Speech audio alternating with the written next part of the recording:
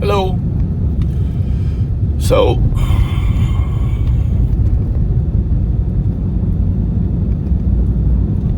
I had just tuned into Mama T's, and Mama T asked two questions in particular, and I think the answer just flooded to my mind. And the questions were, where was he at for 5 hours on June 15th, 2021? And what was the question that he failed on the polygraph? Now, in Ernie's defense, now I can't defend why he would say he took a polygraph and why people are saying that he was gone for 5 hours. But let me attack the gone for 5 hours first. I don't believe he was gone for 5 hours. The reason why is because this is a scenario that's only popped up with the YouTube phenomenon that I've explained before. Is like Tina and Xander and them, they never talked about this 5 hours while they were all friends. This 5 hours in this question of where he was, it pops up after they're no longer friends, right? So I truly believe that maybe Ernie just doesn't remember where he was. I couldn't tell you where I was at June 15th, 2021, today. I couldn't even tell you where I was 3 weeks ago on a Thursday. Not off the top of my head. So I don't believe he was anywhere. Now, a portion of the reason why I don't think he was there will also apply to the question of which question did he fail on a polygraph test in reference to Summer Wells. I don't believe there was any reason for him ever to have been polygraphed. That's my honest, why he said he was polygraphed, I don't know. In his mind, maybe he had a valid reason to say that. I don't believe he was ever polygraphed.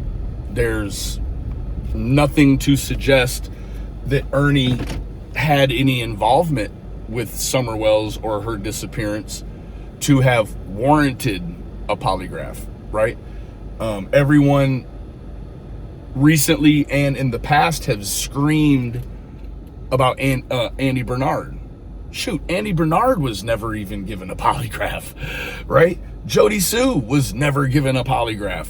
There were people right there opposite Don and Candace who have actually had some involvement in the YouTube saga about Summer Wells who were never polygraphed. There's no reason Ernie would have ever been polygraphed. Now, the answer that I said that will apply to both of these questions, one of the aspects of the answer is that, and I'm guessing Ernie would also agree, Ernie is not criminally sophisticated. He's not. That's not a shade, right? That's the truth.